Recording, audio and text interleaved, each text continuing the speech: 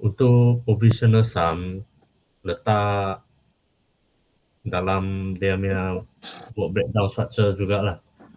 Mestilah. Sebab apa? Dia ada harga mah. Ya. Tapi itu based on dia punya claim saja kan. Berapa bayar. Tengok-tengok ada dekat mana ada professional sum. Tidak, Tengok. ini saya tidak letak. Tak ada ah. Ha. Oh, tak boleh. Kalau you tak letak macam mana dengan total contract price? Hmm. Total contract price dia tak seiring lah. Kalau professional sum dia letak dalam bahagian separate, dia separate title lah untuk professional sum. Dah dia kena letak dalam ni juga. Professional sum kena letak dalam ni juga. Ya, tapi dia different title lah, macam PV sum lah, under PV sum dia title lah. Hmm. Okay.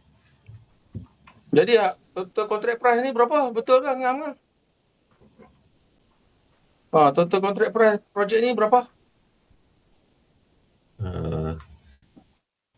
Kalau sini 7.2 lah.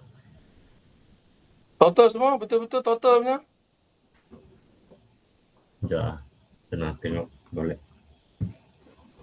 Tak boleh kalau you tak ngam, you tak ni tak boleh sebab you sign SST contract price harga sekian, tapi dalam program you buat tak betul.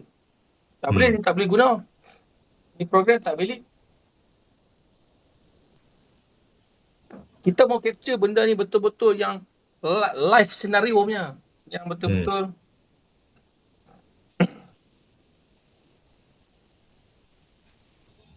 Sekejap, saya cek itu provisional sum.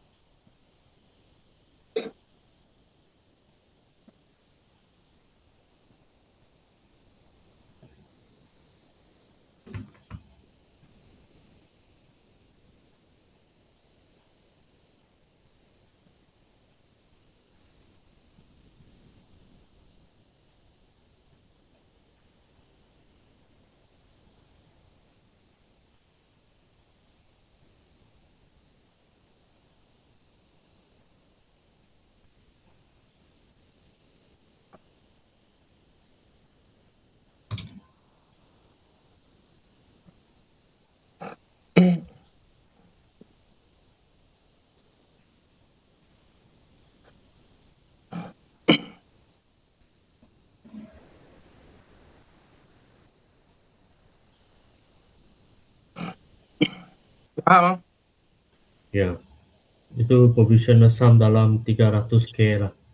Kena masuk. Kena masuk sini lah. Kena masuk. Kalau you tak masuk sini, program ni tak boleh pakai. Dia pun Dia tak valid dah. tidak linking lah itu. Tak boleh.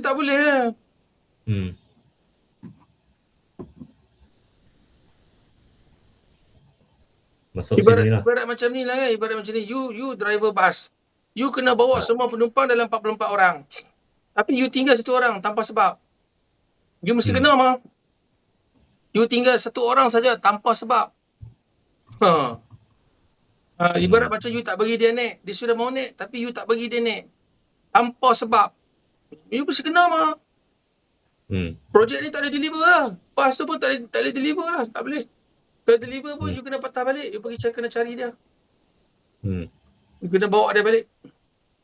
Betul. Kalau PC sum itu Kena masuk juga. duration?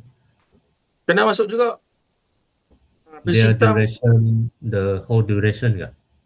Duration kita kena jadikan kosong dulu sebab belum nanti apa semua, belum lagi initiate. Dia belum ada apa-apa arahan tindakan. Cuma dia punya cost letak lah.